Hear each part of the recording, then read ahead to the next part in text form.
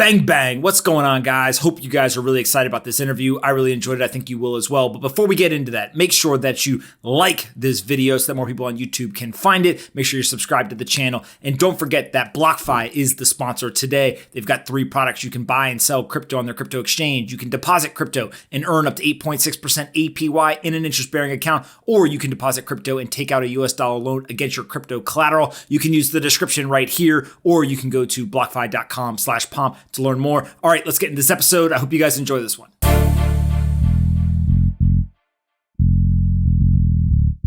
All right, guys, bang, bang. I've got Bobby here. We're basically just going to talk shit the entire time and tell everyone if you don't live in Miami, you should move here immediately. Just kidding. What's up, man? How are you? I'm great. And are we kidding? Because I think people should move here to Miami. I think they should too. We will get to Miami in a second.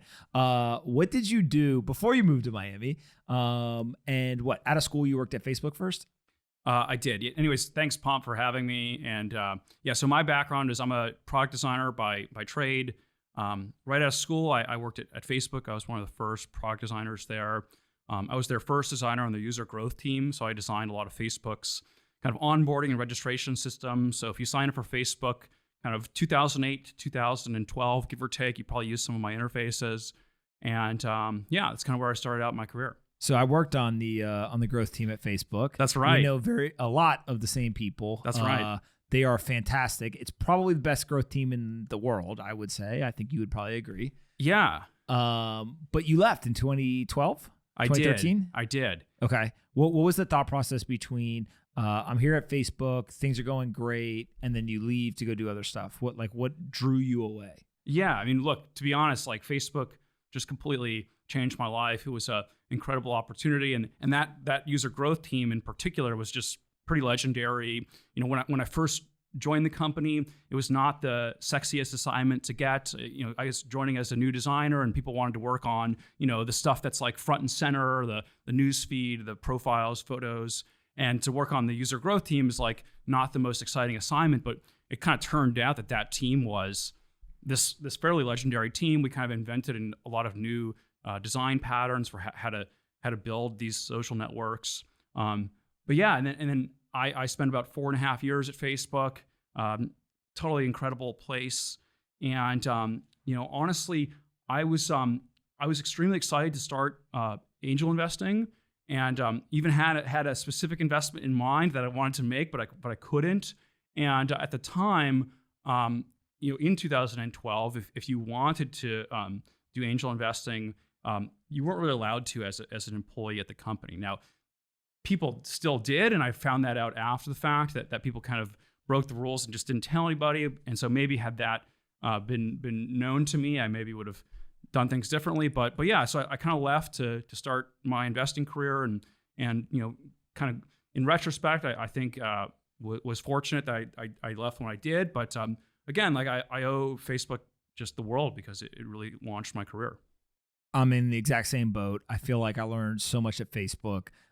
Given that the user growth team at Facebook, and we can joke all we want and be like, oh, they're the best in the world. Like, they legitimately are the best in the world at this. What are some of the things you took away from working with that team? And many of the leadership of that team is still there at Facebook, literally a decade later, right? So what were some of the takeaways for you? Yeah, I mean, that's a great question. I think some of the takeaways were just ways of thinking about how to design new user experiences for startups. So we came up with this idea. I remember we called it the aha moment, which is that when a user is signing up for Facebook, they might be struggling through all these forms we throw their way. So we kind of ask them for all this information, and it's kind of a lot of work. And then I remember we did this one user test back in the day where we had someone come in, and she was kind of suffering through the status quo of the onboarding flow, and then all of a sudden kind of got to this one screen, which was the screen where we could show the user, here's these folks that you might know. So based on the information she gave us, we could show potential friends from high school, from college, from her hometown, and just kind of this grid of faces.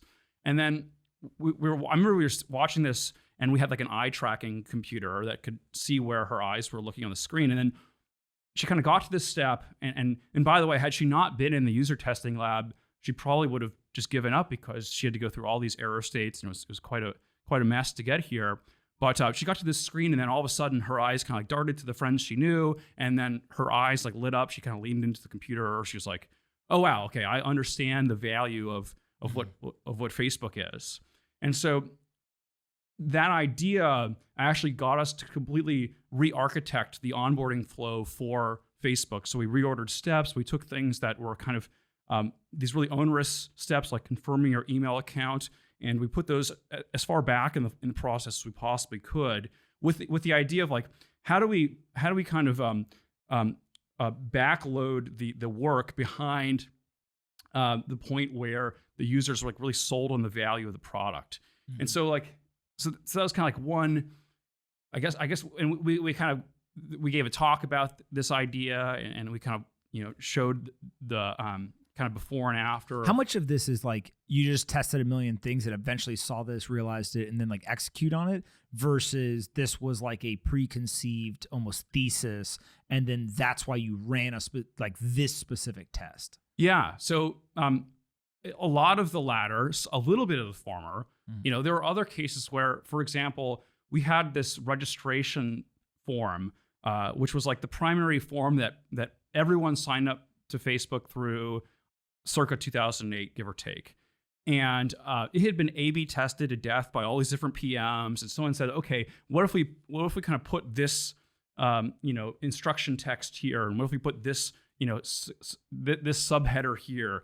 And if we kind of put clarifying text here and there, and basically over time, the form had just been kind of, layered upon, and each successive test had actually gotten to a point where it actually marginally improved the numbers. But then, one of the funny things about the success I had at Facebook was that in one afternoon, myself and this UI engineer, we were like fed up with this form. We were like, this thing sucks. Like, let's redesign it. And so I kind of just did a very basic cleanup of this thing.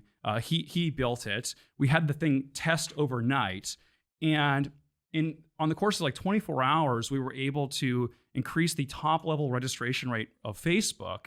And this is like in 2008 by something like 5%, just by like cleaning up a bunch of kind of A/B test nonsense. And so sometimes you had these kind of really easy wins that were just like, hey, let's just apply some very basic design sensibilities towards this. Other times it was more like, hey, let's really zoom out and look at what the bigger barriers are here. Like how do we do these bigger architecture projects?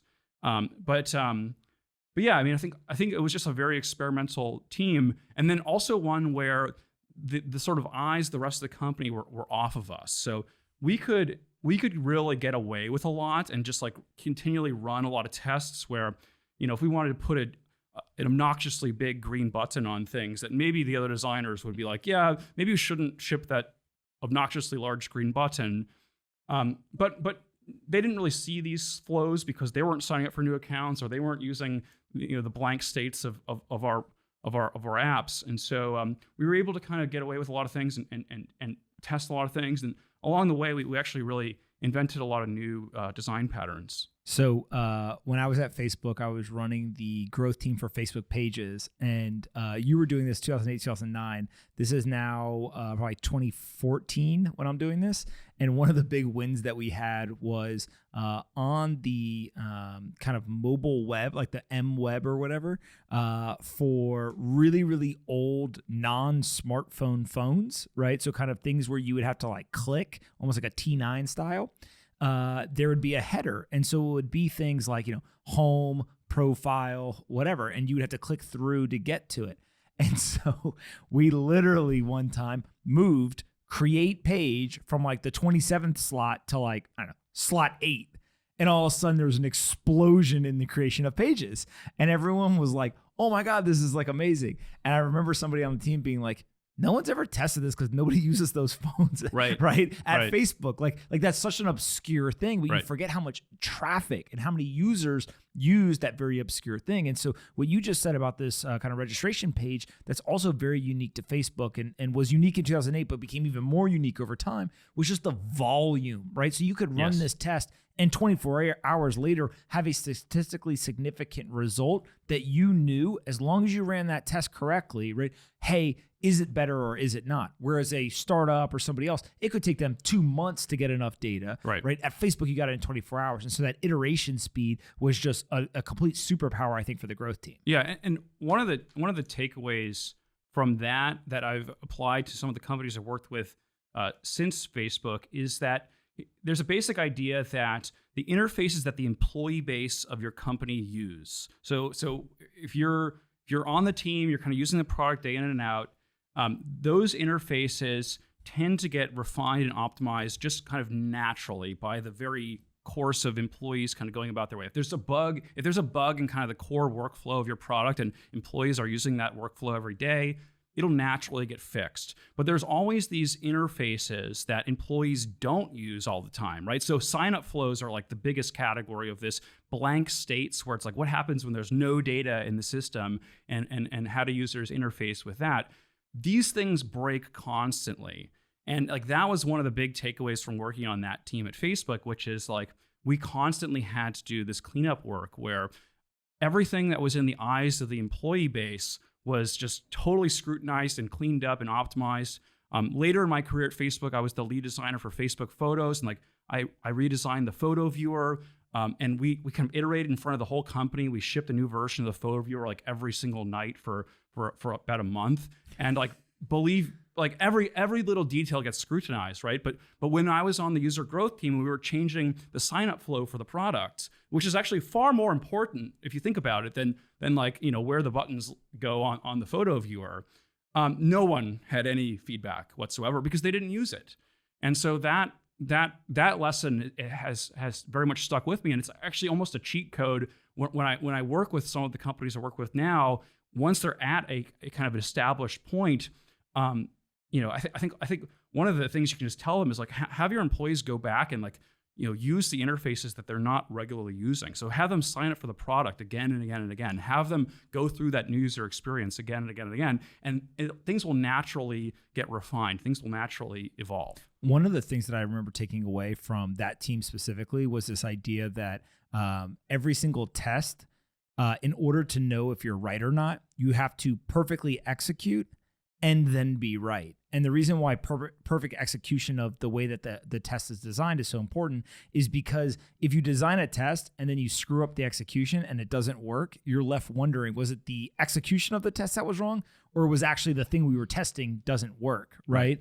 And I think that that's when you get into this like very kind of testing heavy, growth heavy type environment, there's plenty of people who yell and scream and say it's horrible, they're at least the bad things, whatever.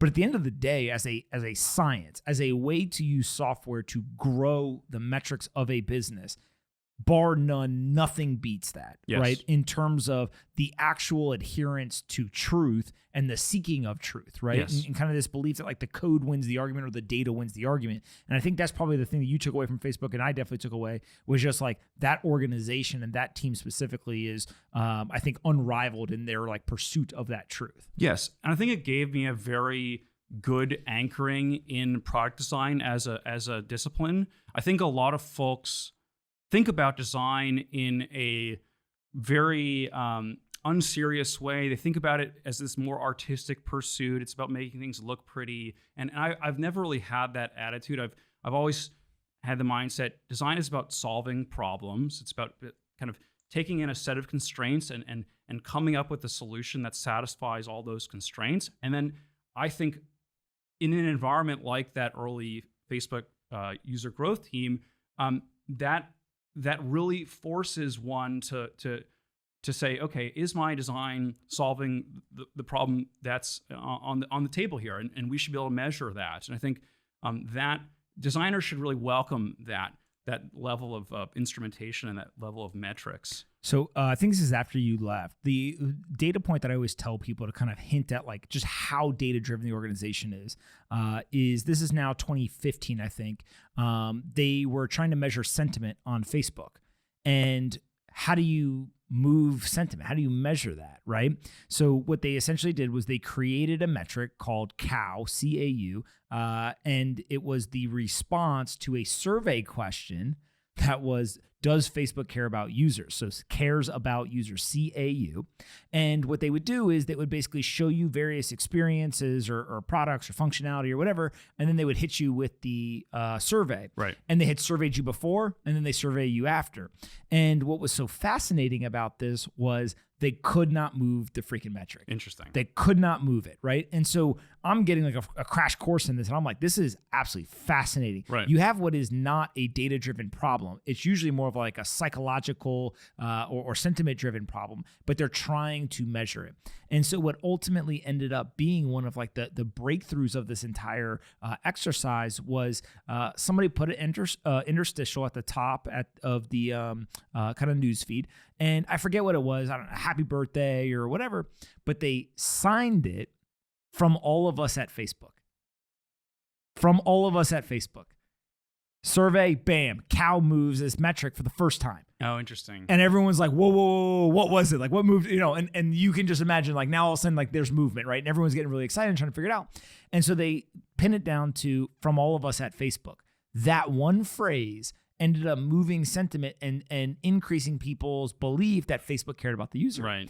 And so in hindsight, I remember looking back and saying, like, wow, you never, there is no path that you get to other than pure probability just working in your favor of coming up with Facebook from all of us at Facebook that would endear a more positive view of a company unless you have that data-driven approach and you're actually measuring things and doing all this. But it's the adherence to like such a data-driven approach that not only makes Facebook, but it's what led to billions of users using the product, right? And things that you did on the design side go hand in hand with that, which I don't think people really kind of think of design and data really being the way that that it works.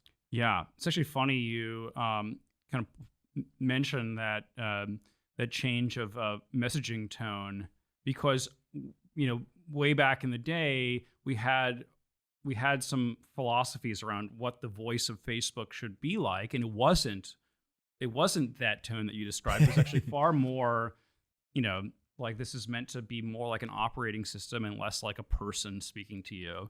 And I had left the company at this point, but I do remember like at a certain point, call it 2014, 2015, where I started seeing different styles of messaging coming from Facebook speaking to users. I was like, hang on a sec, what's going on here? And so there you go. That's the explanation. Close the loop for you. Yeah. All right. So you leave Facebook 2012 and you want to go invest. I know the story, so I'm cheating, but tell us the story about like, what are the first two investments that you go do? Yeah. Well, the first one was a payments company, which I think I was in the right general strike area, but didn't hit Stripe. Second one, I was fortunate enough to invest into Coinbase. And so that was my second ever angel investment. I was actually not liquid in the seed round in 2012, but as soon as I kind of became liquid from Facebook at the start of 2013, I made my second ever angel investment into Coinbase. Okay. How do you find Coinbase? Why do you know that, hey, I should do this? And then explain this hunting process that you went through to track it down. Yeah. I mean, it's something where I think, like, as an investor, I think it's really important to like study what your circle of competence is. How do you find deals, and try to remember those things with like a certain amount of clarity. So like these days I write deal memos with every investment I make so that when I look back in time, I can remember what my thought process was like when I made the investment. Back then, unfortunately, I didn't do these things. But yeah, I mean, I was basically a little bit of a Bitcoin nerd in 2012, and was in the r/Bitcoin subreddit, and I think had bought my first Bitcoins. Had to buy them through Mt. Gox, for those of us who remember Mt. Gox. And I really do think that for me, when Coinbase came around, it felt more like an obvious improvement relative to Mt. Gox. I think for anyone who was in the community at that time, who had kind of suffered through the terrible user experience of Mt. Gox, to contrast that with what Coinbase offered was really quite compelling. And so that's kind of become one of my theses around how do I find these new breakout companies. I like to call it communities which see the future. So, and I think I've been maybe part of 2 of these, maybe 3 of these throughout my career. So the first one was with Facebook, where I was lucky enough to be a college student when Facebook started. And so I think if you were in college at the time when it was college only, no one outside of colleges could use Facebook. We all had this sort of glimpse of the future. And if you'd asked people in college in 2006, 2007, like, hey, do you think everyone's going to start using this Facebook thing? They would probably say yes. Versus if you talk to somebody who was on the outside who didn't have access to Facebook, they might just scratch their heads and not really understand what you're talking about. And so I think like there's this famous quote by William Gibson, the future is already here, it's just not evenly distributed. And I think of that in like very literal terms. So when I was in college, I was kind of fortunate enough to be in this bubble of the future which used Facebook, and then it became somewhat of a foregone conclusion to us inside of that bubble, like, hey, this is going to expand to encompass a lot more people, maybe everybody. And then I had a similar feeling with Bitcoin in 2012 and with Coinbase in particular, which is like, well, I thought Bitcoin was kind of this bubble of the future unto itself. But then even within that, I thought, hey, like it just seems pretty obvious to me that like people are going to use Coinbase over something like Mt. Gox. And so at a minimum, like this thing has some legs in terms of getting onto that level of market share. Now, did I know in 2013 that it would ultimately rise to where it is today? No, but I think that lens of like, which kind of bubbles of the future am I privy to? What part of the future am I seeing that is maybe yet to be distributed to everybody? And I think like for a lot of folks, if you really kind of spend some time thinking about it, you can actually come up with some pretty interesting answers. Yeah.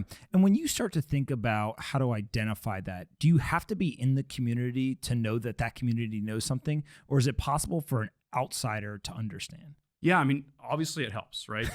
and there is something about that, kind of firsthand experience where you kind of feel like a bit like an underdog, and you just know this thing's gonna do really well, and then you see these people on the outside who just don't quite get it, and there's something quite special about that. But yeah, I do think that you can sort of systematically hunt for folks who have who are part of these communities of the future. It's a little bit more difficult because I do really feel like at least for myself, my own experience, I think that the best wins are going to come from where you can authentically engage in something and actually get genuinely curious and excited about it. I think like one of my criticisms, well, this isn't a criticism per se of kind of the venture capital world, but like it's one of my dissatisfactions with how some folks approach the space, which is I think people don't get genuinely excited about the things they invest in, right? And when someone like truly finds something they actually care about and they really just get fired up about it, like that's almost rare. And when someone's a professional investor and they're kind of tasked with hunting down these things and kind of putting out a number of investments on a regular interval, I think that passion, that falling into that special community that sees the future, like that doesn't happen. That's a more rare feeling. And so, even when you're a professional investor, when you're getting a lot of inbound deal flow, it's very hard to get deeply immersed in everything you're seeing because you're just seeing so many pitches back to back to back. But then, for my personal successes in my career, each one has really fit this pattern of like, yeah, I was kind of part of this early community of folks that really saw the future, and like it was almost a sure thing to us when we were inside that bubble. So how do you go from Bitcoin is going to be a thing to I'm an investor in Coinbase? Like what's the actual process? Yeah, I mean, maybe this is also my design background coming into play here, but I really bias towards thoughtfully designed interfaces, interfaces that reduce friction. If you have to ask me like what's the easiest way, what's the most straightforward way to make a product that's 10 times better? I think an answer that I would give you, although it's like kind of easier said than done answer, is just create a 10 times better user experience, right? And again, it's easier said than done answer. So for example, one of my companies these days is a company called Linear, and they're a competitor to Jira, the task management productivity tool company. And there's like a million little reasons why I could tell you why Linear is like so much better than Jira. And it's very hard to put your finger on it, but I think they all kind of sum up to this experience that is actually 10 times better. So design is kind of this cheat code in some ways to creating a product that is meaningfully better than an incumbent product. That was certainly the case with Coinbase relative to Mt. Gox back in the day. And again, you could kind of document every single reason why, and in retrospect, the big reason why is because Mt. Gox turned out to be a scam. But that helps when you're not a scam and your competitor is a scam. It turns out that's a good competitive advantage. But yeah, I mean, I generally think that like focusing on user experience, focusing on design really matters. I think especially in financial services companies like Coinbase, where design is kind of a shortcut to communicating trust. So, even before we knew Mt. Gox was a scam, it kind of just screamed scam when you looked at it because the design was terrible. It just looked like something that was a scam. And so if you start from a point where you actually have thoughtful, considerate design, that communicates to a user a certain degree of trust. And then you just have to make good on it not being a scam part, and then you're good. So step one is don't create a scam. Step two is don't make it look like a scam. Right. And I can't help you if it is a scam. I'm not going to help you with step two. But yeah, I mean. But when you see Coinbase and you're like, okay, this is beautifully designed, right? I think what's so fascinating is my understanding is a number of the best investments you've made, it was not like somebody called you up and was like, hey, Bobby, we're like doing a fundraiser round. Like, do you want to participate? You were just starting out as an investor. And so you had to go hunting. You had to go get an introduction to the founder. You had to go and convince them to take your money. Like, walk through that process and why you were so willing to go do the work to go hunting. And this is something that's like really high on my mind right now, because as I've evolved in my career as an investor, I kind of naturally get more inbound deal flow. Like I get a lot of people sending me deals right now. And then I always have to balance that against the fact that, hey, my best deal I ever did was not a deal that flowed to me. It was a deal that I found out about, and I went and knocked on the door and got into the deal. I would call that spearfishing, right? And I think in venture capital in general, we talk a lot about deal flow, and we think about deal flow as like so much a part of the game that you know. But I honestly think that it can be a double-edged sword. And I think some investors do better in different environments. And so for myself, like when I was first starting out as an investor, nobody knew who I was. No one was sending me deals. I got no deal flow. But what that does is that affords a certain amount of kind of white space where I can get genuinely excited about things. I could spend all these hours on r/Bitcoin. I didn't have pitch meeting after pitch meeting to take up my time. And so you could find this genuine curiosity, this genuine excitement, and then, oh, well, here you go. Like, here's this new company, Coinbase. I've been in this community for a few months. Mt. Gox is terrible. I really need to do anything I can to go get into this deal.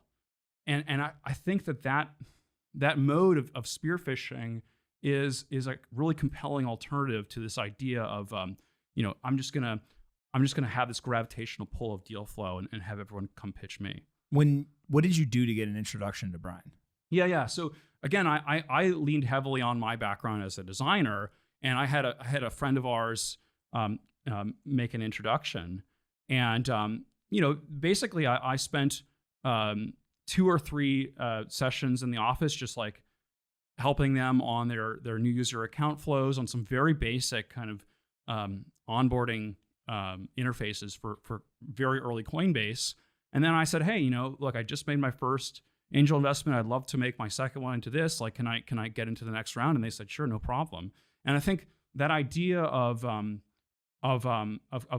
offering something very specific, in my case, like a very minor amount of design support, which wound up kind of widening. And over the years, I helped them recruit a couple of designers. I connected them to 2 different design firms.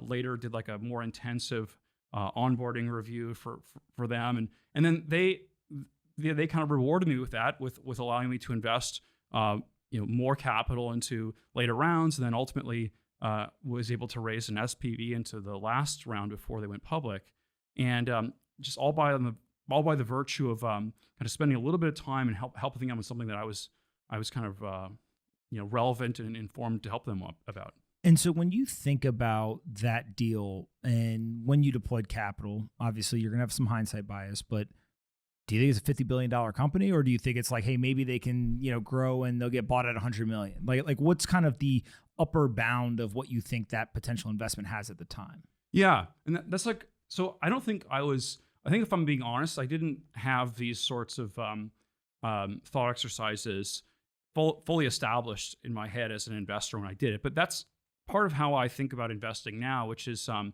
think a really important question whenever you see an opportunity is you have to ask yourself, like, what if this goes perfectly right?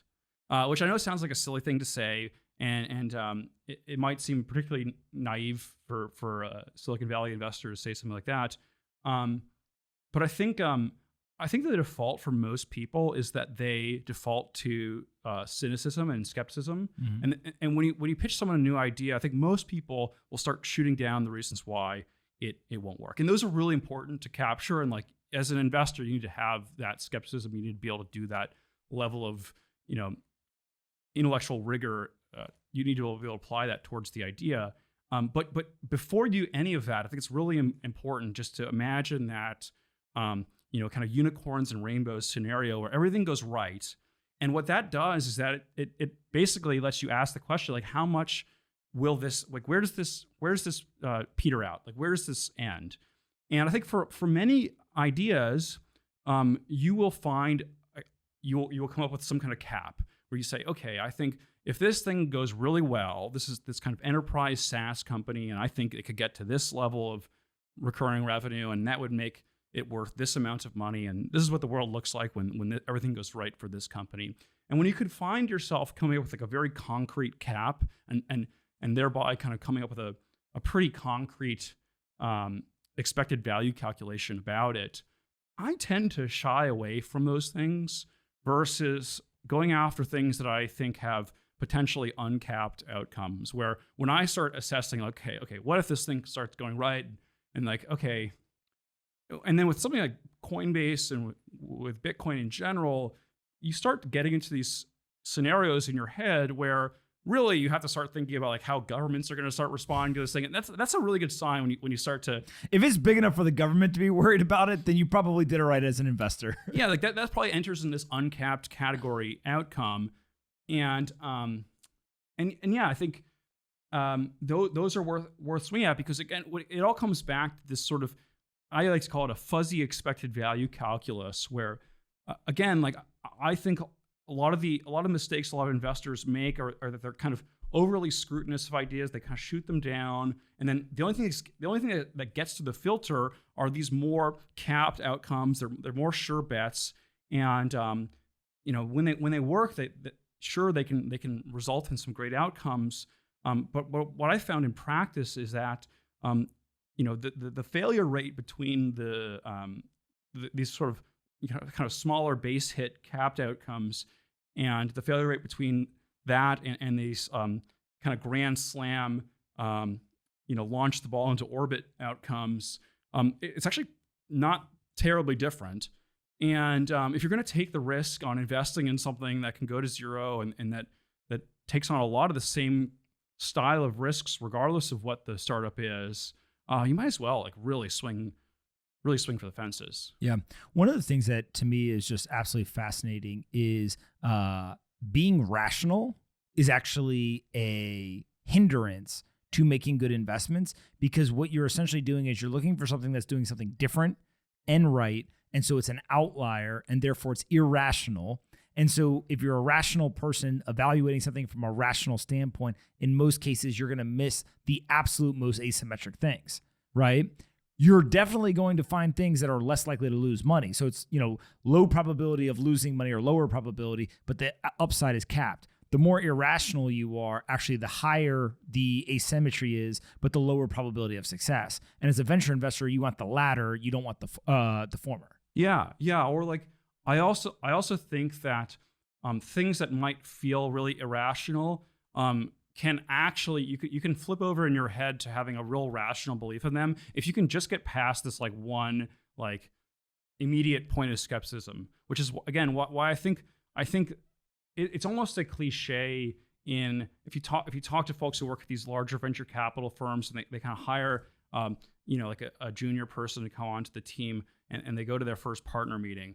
It's almost a cliche that this new person will just like start firing out all these reasons why the idea that's on the table will fail, and it's really easy to do that. It's actually like and I think like it's table stakes for any investor is to be able to kind of come up with this list of criticisms, and like it's a very it sounds very silly to say this, but I think it actually is a worthwhile mental exercise to just like put those to the side and say, what if everything goes right, and like let's just pretend for a moment, what does that scenario look like? Because at least that gives you this like upside calculation where you could start to get this fuzzy expected value calculation. Because again, like the downside risk of all these things is the same.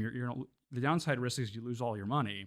And so when you find one of these things where you just can't even imagine how big the upside case is, even if the odds are quite slim, those tend to be things worth swinging at, especially when you're constructing a balanced portfolio. When you think about investing, you obviously are good at it. You've had a number of hits. You now have started an actual fund, right? Form Capital. We can talk about that. What is it that you enjoy about this? Like, why do you enjoy it? Why did you not go and join another company and say, hey, I'm going to go find, Facebook 2.0 and kind of go do this all over again? Why have you spent so much time investing? Well, part of it is that I think I'm a bit scatterbrained. I really do enjoy going from working on a healthcare startup to working on a crypto startup to working on a social game, and I like as a designer, I really love getting involved in these companies and kind of just trying on a new set of problems and seeing how I can resolve them. And so that somewhat speaks to our model with this new fund. So we're a very small seed fund. We're kind of a supporting fund, so we invest alongside other investors typically. And then beyond just a check, we offer what we call a design sprint. So with every investment, we offer roughly 40 hours of hands-on design support. So we have a small team of designers on staff that works with our founders. And that's what makes it interesting to me, because if I was just kind of writing a check and giving a wave bye-bye, I think it wouldn't be as meaningful, it wouldn't be as exciting to me, it wouldn't be as fulfilling. I think investing in a lot of ways is getting more commoditized. That's a good thing. And so for myself to kind of make it exciting, to make it interesting, I really want to have that participatory aspect to it. And that's kind of what I found with this new fund. The fund structure is very unique in that you intentionally are keeping the fund rather small. You're intentionally having a pretty large GP commit. Walk through just like, why are you doing things different, right, than let's say a traditional fund would do? You're very well connected. You've got a great track record. You could probably go raise, $50, $100 million funds very easily. Like, why go after this specific strategy? Right. So I think there's kind of two pieces to the fund. One is like the value add, which is very exciting to me. It's kind of the reason why I do it. And then there's the economics of it. And the economic side of it also informs how I'm thinking about being an LP in other funds. So I'm an LP in about 15 different small seed funds, all around the same fund size as mine. And I generally have this current market thesis around seed stage capital, which is that obviously we're all seeing an abundance of capital flow into this environment. There are a lot of funds that are lead check writing funds, so meaning they've raised, let's call it between $50 and $80 million. And when you raise a fund of that size, you wind up having to invest at a certain check size with every deal. And typically for a seed fund, that would be something on the order of like $1.5 million per deal.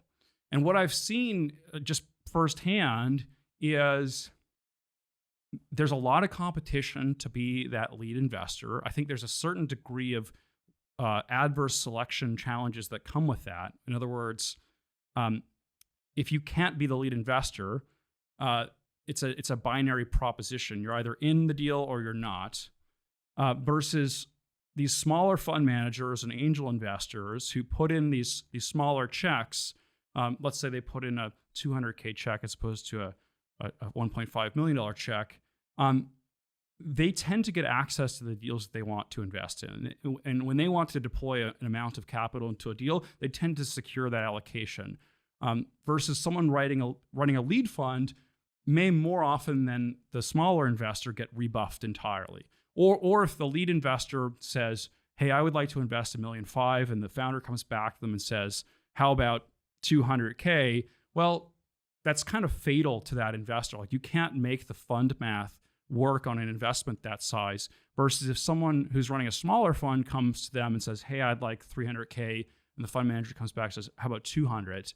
Well, you can kind of make that work. You can still return the entire fund. And so when I think about how to structure both my LP checks throughout the industry, and also how to structure my own fund in terms of like how do I maximize the returns that I want to pursue, I think it's really important to be able to invest every time I want to be able to invest. And I think if you're running a lead fund in seed, you need to have you need to be very very honest with yourself and ask yourself, am I able to invest every time I want to invest? And I'm increasingly seeing that answer as no. And again, I think like some of these seed funds that I'm LPing are probably some of the smartest investment checks I'll ever write. I feel very similarly about the LP checks that I'm writing right now as I did about the angel checks I wrote 8 years ago. It has a very similar kind of feeling to me about it. And I kind of like this strategy. We call it like a nano fund strategy. What does that mean? Sub $15 million funds. Got it. So sub $15 million, not lead. How many companies on average do you think go into these funds? It depends. Our structure is a little bit more weighted in that we like to put kind of more wood behind fewer arrows. But I've invested in other smaller managers who do 60 deals per fund, which I think is too much. But even so, it's a very big difference to me when you're able to get the allocation you ask for. I think it's almost like the most critical thing in terms of being a fund manager, where it's like when you talk about investing, you kind of have to see the deal, right? You have to say yes to the deal, and then you have to win the deal. Mm-hmm. And let's just say that those first two things are somewhat table stakes in the sense that, like, okay, you have to have good deal flow or kind of know where to look, and you have to have good judgment, and you have to say yes to the thing that's going to work. This latter category is so much in control by the structure of how you run your business, right? Again, if investing is startup investing is like one of the few forms of investing where the asset picks the manager, right? What do you mean by that? Well, again, it's not enough for me to say, oh, I think this startup's really great. I'm going to go invest in it. Well, they might tell you, well, great, there's no allocation for you, right? Or we don't like you. or any other things, right? And so I think a lot of investors focus on things like again, like, how do I maximize deal flow? How do I think about picking skills? I think a really important quality of any good investors, they're being picked skill, right? And then there's the two dimensions that I can think of offhand to optimize for that is like, have something valuable to offer. We've kind of gone with this design value offering, and we think that's compelling. And then two, just structurally position yourself such that you can you can be accommodated into these rounds. And when you have to eat up the whole thing, well, that's just going to limit the number of opportunities you can pursue. And so hopefully one of those lead checks, a lead writer will write will wind up, kind of being the grand slam they hope it is. But for myself, for my style of investing, I really like to structure myself in a way where I'm focused on like finding things that I really enjoy, that I really want to invest in. And I don't like optimizing for like doing this battle royale with some other startup investor, like who's going to lead the deal. Like I don't want to get into that competition. And so, and nor do I want the fund managers that I back to be involved in that competition. I'd rather just kind of get into everything interesting and kind of, I think go, kind of an inch deep and a mile wide in this category. When you think about crypto, it's something that seems like you're dabbling a little bit in. It's intellectually stimulating. The design is horrendous, right? We spent a lot of time talking about early stage investing. Crypto is everything we just talked about on steroids. Asymmetry, weirdness, all this kind of stuff. What is going on with the design, the user experience, the user interface? Is like, one, why is it so atrocious? And two, like, do you expect it to get better? Well, it is getting better. And okay. I think, and again, maybe this is, me having a hammer and thinking everything is a nail, but I can really track the ease of use of crypto and I think runs in complete correlation with the mainstream adoption of it. As you've seen either companies or projects that have extended the user base of crypto, I think they all have one thing in common, which is they tend to be well designed. They tend to value user experience. And I think there's a few cases of like some more esoteric, highly technical use cases evolving that I think can be very financially lucrative, and that can drive adoption as well. But when we're talking about like the mainstream general public adopting crypto, I think design has almost always been the limiting factor and will kind of continue to be for a long time. And so again, that's why it was very exciting for me to back Coinbase back in the day, because I saw that as like this really enabling factor for crypto overall. And I think a lot of folks in crypto really have a bias towards thinking about the technology, the protocols, the kind of technical developments going on in the space. Is like that's what's creating the adoption. But I think you really have to give credit to folks that make this easy to use, that make it accessible to everybody. Folks like Coinbase, who have brought so many more people into the crypto universe. Is that probably the number one limiting factor to more mainstream adoption, is just the user experience, the user interfaces of these products? I think so. And I think in general, like design tends to, follow behind the technical development. In other words, like there's a few projects where I think the end user experience becomes a goal at which the technology gets warped to accommodate, but that's kind of the exception, not the norm. In other words, like the technology is kind of created as it exists, and then it's up to the designers to try to bang this thing into shape to actually make it easy to use. And I think some of the most exciting projects that I see on the horizon are ones that really think about like, how do we make this easy to use from the get-go. And it feels almost like the idea of crypto is so antithetical to like the way people have thought historically, that already you're asking people to make a big leap on like the philosophical or kind of the point of whatever the product or service is. And so the more you can make the design in some ways similar to what they're used to, right? Being very user-friendly, being easy to quickly sign up, being able to understand, hey, if I click on that tray, I know exactly what the action is going to be inside the app. Like that seems to be in some ways missing, but also like the lowest hanging fruit. Again, earlier you said like this idea of like design is the fastest way to kind of build trust or signal trust. In crypto, like where else do you need that with some of these products than that industry? Right. And I mean, I think oftentimes it's a smart idea to maybe build an interface that borrows heavily on kind of a mainstream financial interface that folks might already be familiar with that maybe has to be a bit shoehorned into crypto, but if it's something that people can immediately grok and understand, like it's almost worth having that that simplification, that reduction, just in order to get people to understand it. And I think sometimes we build, we really reinvent the wheel. We build highly technical interfaces when a more simplistic, reductive interface, maybe something that hides some of the options that people don't necessarily need to tweak, is going to be the better choice. And how much of what you're looking at in crypto is like infrastructure? So like Coinbase is an exchange, it's a piece of infrastructure. There's hundreds of other pieces of infrastructure versus more like protocols, tokens, and like what I'll consider like more of the extreme end of crypto. That's not necessarily infrastructure, and it's kind of more the quote unquote new stuff. Right. Well, I'm looking at a smattering of things right now. At the moment, I have like very specific, there's like specific apps that I want to exist, and I'm like hunting for those. Do you want to share them so that people can come inbound or no?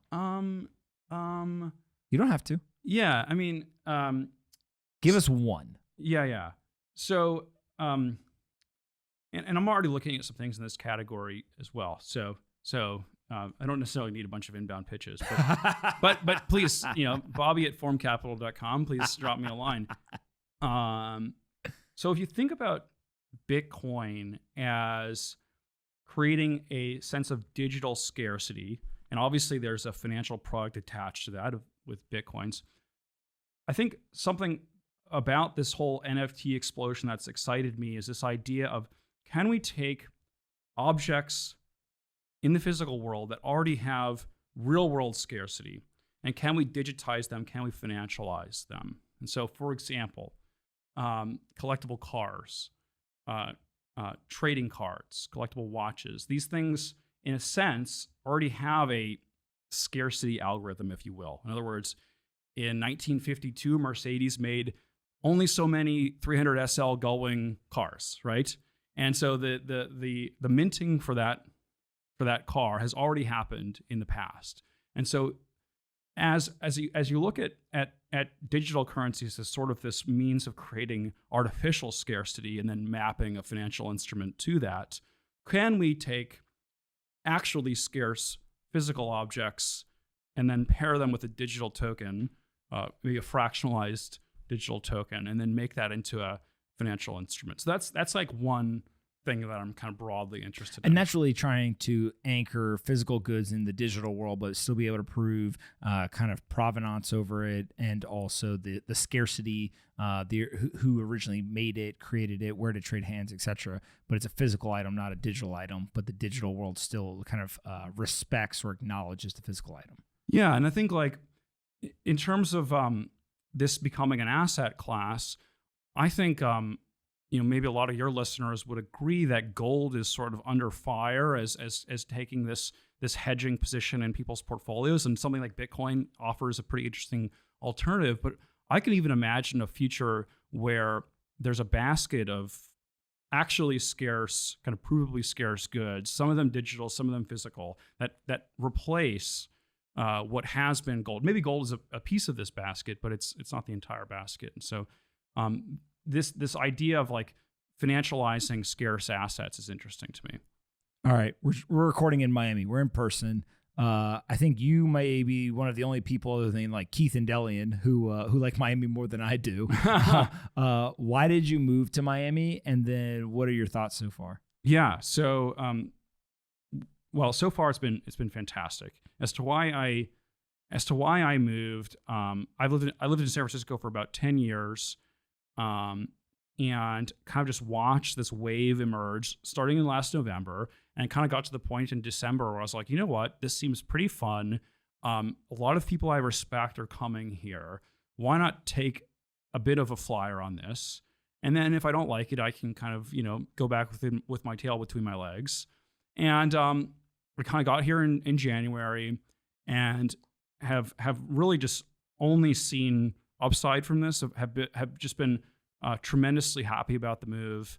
One kind of thought process I had was for myself as an investor. I could be one of thousands upon thousands of small new seed funds in the Bay Area, or I can be one of a tiny handful here, be part of this kind of exciting wave. It feels like very rebellious, very very exciting. There's a lot of camaraderie about it, and have the mayor hype us up, and I said, yeah, it's like it's almost a no-brainer, and again, I really have I've really felt very little downside to the move so far, and a whole ton of upside. A lot of friends of mine kind of told me, you'll move here and then you'll just be kind of bored to tears. You're going to meet all these pretty boring people, and it's been the exact opposite. It's like I've had interesting person after interesting person kind of come into my life. My calendar is completely booked, like in terms of deal flow, in terms of work. It's I've never been busier, and that's very much taken me by surprise. And it just kind of makes it all the more exciting. So the two things I always tell people is, one, people who moved here are not moving here to retire. Right. People are moving here with a chip on their shoulder, and they're here to work. And that alone, you can feel the energy when you're here, when you're meeting with people, etc. Is that the folks who are here are not going to stop until this is successful. Yeah. And then two is, I think you're very similar to me in that, like, I'm just happier here. Yes. Right. And I literally don't know if it's as stupid as like, it's sunny all the time, right? And so therefore you're happy.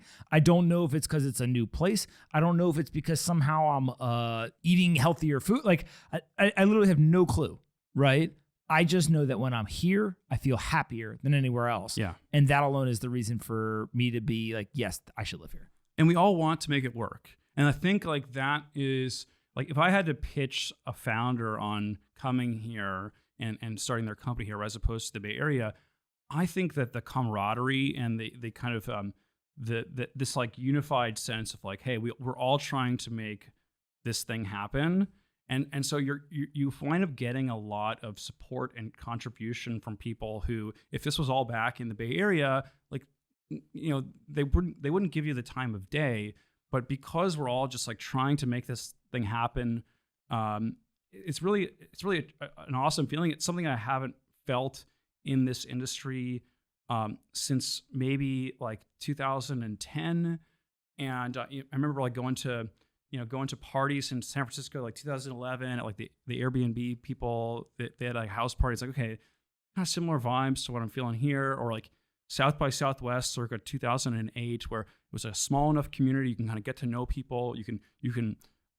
I've kind of converted a lot of online friendships to in-person friendships. This, ourself included, and like it's awesome. It's like there's honor among thieves. Right. That's the way I think about it. Right, is we're all in this together. right. And it does feel like a little bit of a rebellion. Like it feels, and there's people who really take umbrage with this. And that kind of makes it more fun. I saw today that Tyler Cowen had an article where he's not so excited about Miami being a tech hub. And I'm like, I respect the hell out of Tyler Cowen, but like almost the doubters give us some amount of energy. I was going to say that literally means we're onto something. Right. It's kind of like a startup. If you keep hearing no a bunch of times, you're probably onto something. Right. More so than not, if you're right. And same thing here. It's like the more people yell and scream like, no, it can't happen. No, it can't happen. It actually convinces me like it's going to happen. Right. There's a certain amount of like self-compounding narrative to this that people who are very vigorously against it, I think they don't fully appreciate how much they contribute towards it. And then I think it just leaves folks like yourself and me to just be generally positive about it, because I'm only seeing positives, and it's just such a fun thing to be part of, and such an easy welcoming community to join, that it's just a really fun thing to do. I couldn't agree more. I got 3 questions before we end. You could ask me one. First is, what's the most important book you've ever read? Man, I didn't get any notice this is coming. Yeah. So there's a book called The Denial of Death by Ernest Becker. Okay. It's kind of a psychology/philosophy book. Why does that one stick out to you? I think it helps explain and frame how people think, and how our mortality is this like very interesting motivator and guiding force for how we view the world. It's fascinating, the topic of mortality and how important that is, right? Because I think when you get reminded of that, it focuses everything else. Right. And so much of our society is designed, and this is what the book talks about, is kind of designed to build these trappings that help you forget about the fundamental mortality. Sleep. Second question comes from our friends over at Eat Sleep. Yes. They have this thermoregulated bed. I sleep on it every night. I love it. I put mine really, really cold, and I sleep like a little baby. What's your sleep schedule now, and how has that changed over the years? I also have an Eat Sleep. Nice. And it has markedly improved my sleep. So cheers to them. And this is becoming a trend now on the podcast. I ask this question, like, "Oh, I haven't Eat Sleep," of course. And then they go and they cut the clip and they put it on the internet, and they're like, "Look at how smart we are." I mean, it's probably one of the few things that actually can make you like notably smarter on a day-to-day basis, just getting a good night's sleep. So yeah, it's crazy. It literally is crazy. Yeah, why not? What did you used to do? Did you used to sleep like 5-6 hours, or were you always a pretty good sleeper? Well, again, I'm very pro Miami, so I don't mean to be anti-SF, but I'll be anti-SF in one dimension, which is no one has air conditioning in San Francisco. And so I was just sleeping, sweating bullets. And everyone said, "Oh, you're going to be so warm here in Miami." I'm like, no, actually, I'm having to adjust to like set the AC to the right temperature. I'm actually too cold most of the time, so I got to adjust to that new reality. Yes. I love it being cold. Most people ask me, like, "You're in Miami, why do you always wear a hoodie?" It's because literally we keep the office cold as well. Yeah, I mean, look at me, man. Yeah. Last question is aliens. Are you a believer or non-believer? In the science fiction movie Aliens, I think it's one of the best movies of all time, and I actually just rewatched it the other night. As far as the actual extraterrestrials, I don't know. I think that's the only fair answer to give. But all right, I sure hope they're not like the James Cameron Aliens. I'm with you on. I think everyone's with you. Yeah, on that would one. be bad. That would be bad. Well, one question you have for me? Where. So what would you like to see happen in Miami next? Like what's your vision for the next year of all this? I think just having more founders start more companies here and having more success. Like, I'm a big believer that success begets success. And therefore, if you have big companies built here, then people will spin out, they'll create their own companies, big exits, then people get capital, they can invest. And like, you start the flywheel, right? And so like, that's kind of like a bland answer, frankly. But like, I think it's just like blocking and tackling. Like, hey, how do you make a place a tech hub? Same way that Silicon Valley made themselves a tech hub, right? Like, get investment, build big companies, start new companies, get investment, build big companies, and you just start the flywheel. And the next thing you know, like, the institutional knowledge of how do you build big companies gets built up in a space. People come to that place because they want capital, they want knowledge, and they want workers, right?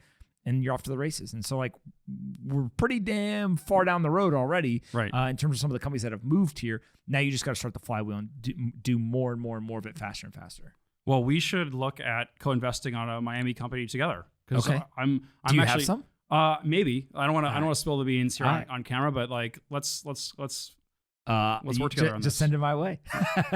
All right. Where can people find you? Bobby at formcapital.com? Bobby at formcapital.com. I'm at RSG on Twitter, and that's about it. How did you get RSG? Hold on. Those are my initials. I was just really early. Really early, got the initials and done. If you want to add me on Facebook, here's a flex for the kids at home, right? Facebook.com/G. Wow. Too bad no one actually uses Facebook usernames for anything. So that one was wasted. Facebook.com/G. That's pretty good. But that one's a total whiff because no one, like, who cares about Facebook usernames, right? So I have Facebook.com/Pomp. That's pretty good. And at the time when I was working there, they didn't give out the 4-letter names. And I begged. I was like, come on, I gotta get this. I gotta get it. You gotta get it. And eventually I got it, and I was like, yes. And I can't believe I'm about to tell a story. The way that I convinced them to give it to me was Boz. Yeah. Has /Boz, B-O-Z. And I was like, he's got 3 letters. I'll even take a 4th letter. Just give me /Pomp. So finally I found out who was doing it and got it and whatever. But /G, I've never heard of a 1 letter. There are a few of us. Obviously, there's less than the numbers in the alphabet. Yeah, less than the number of letters in the alphabet. But I love it. All right, and then formcapital.com .co.com. Formcapital.com. Yeah. All right, awesome, man. Thank you so much for doing this. We'll do it again. This was so fun. Yeah, thanks for having me.